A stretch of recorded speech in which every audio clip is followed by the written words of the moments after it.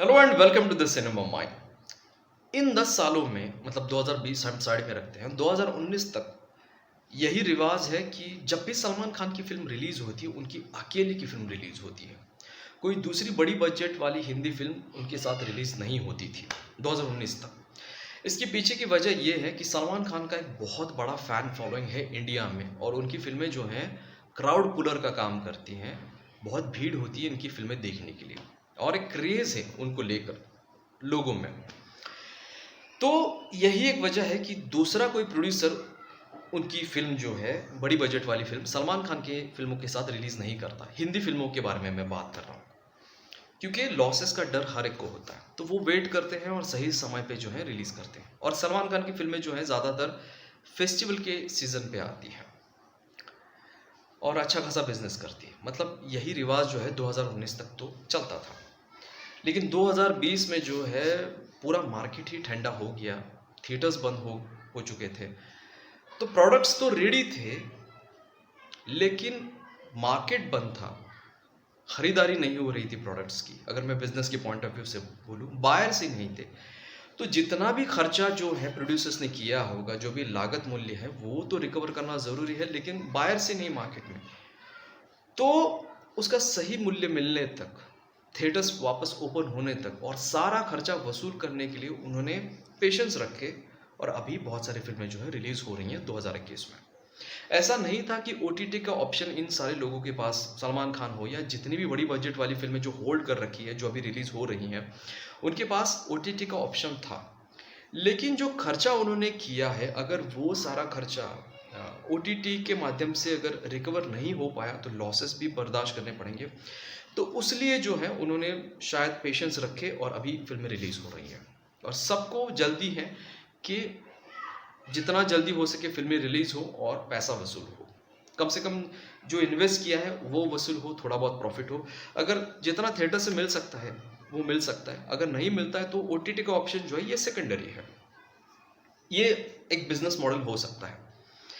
अब सलमान खान की फिल्में मैंने बताया 2019 तक तो उनकी अकेले की फिल्म रिलीज होती थी, लेकिन इस मई महीने में, आने वाले मई महीने में 13 मई को ईद है, और उस वक्त सलमान खान की राधे और जॉन अब्राहम की सत्यमेव जयते 2 सीक्वल इकट्ठा रिलीज हो रहे हैं, और दोनों फिल्में बड़ी बजट वाली फिल्में हैं। जैसे सलमान खान का एक फैन फॉलोइंग है, वैसे जॉन अब्राहम का भी उनका एक फैन फॉलोइंग है। इनफैक्ट इन दोनों का भी इकट्ठा मतलब एक कॉमन फैन फॉलोइंग भी है। तो दोनों फिल्में इकट्ठा रिलीज हो रही हैं और क्लैश हो रही है। मतलब ये 2019 तक तो ऐसा नहीं होता, तो ज़्यादातर तो नहीं होता था, लेकिन ये हो रहा है। इसके पीछे की वजह यही है कि सबको जो है बिजनेस करना है, और जितने जल्दी हो सके ये फिल्में जो होल्ड पर रखी थी 2020 में, ये रिलीज़ करनी है। ये तो पॉइंट ऑफ व्यू हुआ प्रोड्यूसर का। अब अगर हम स्क्रीन के मतलब सिंगल स्क्रीन हो या फिर मल्टीप्लेक्सेस हो, उनके पॉइंट ऑफ व्यू से अगर हम बात करें, तो इन सारे थिएटर्स को मैं अगर इंजन की तरह कंसिडर करूँ तो ये इंजन बहुत ठंडा पड़ चुका है। तो उसे गर्म करने के लिए बहुत सारे कोयले डालना ज़रूरी है, तब जाके ये मल्टीप्लेक्सेस और सिंगल स्क्रीन फुल्ली फंक्शनल होंगे।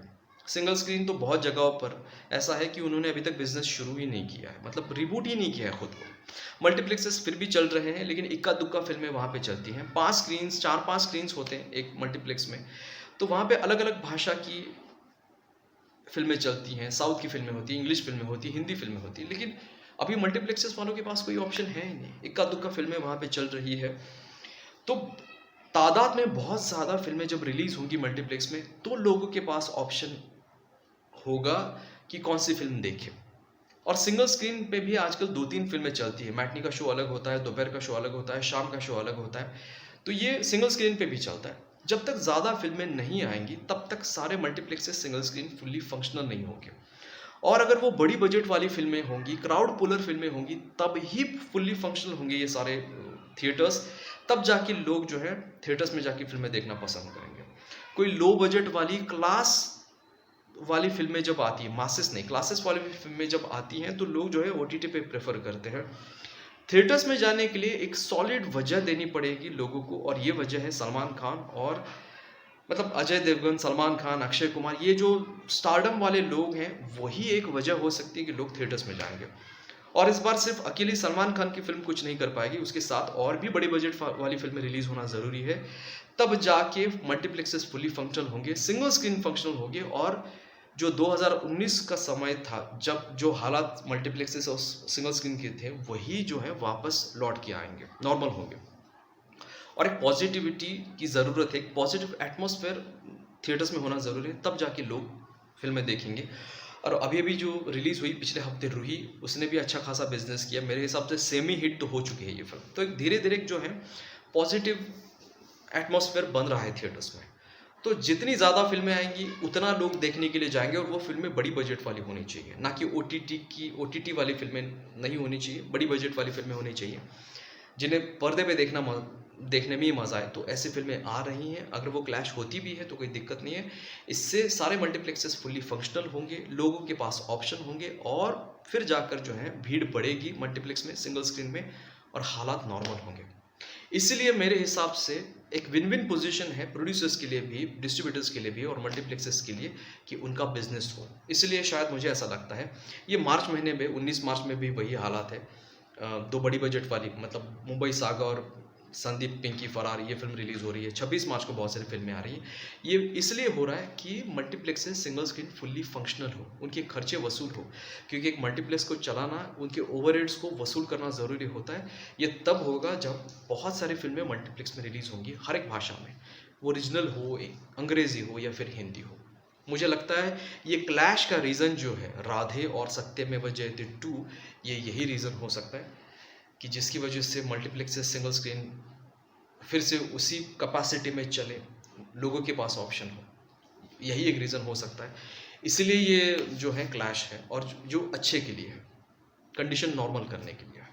और वैसे भी जॉन अब्राहम और सलमान खान की मैंने जैसे बताया बहुत बड़ी फ़ैन फॉलोइंग है उनकी।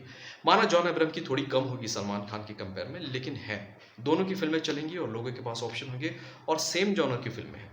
ऐसा भी हो सकता है कि सलमान खान की फ़िल्म की टिकट ना मिले तो लोग जॉन अब्राहम की फ़िल्म देखने के लिए चले जाएँगे। ऑप्शंस होंगे लोगों के पास। चलिए, यहीं पे रुकता हूँ। आपको अगर ये वीडियो पसंद आता है तो लाइक कीजिए, शेयर कीजिए और चैनल को प्लीज़ सब्सक्राइब कीजिए। नमस्ते।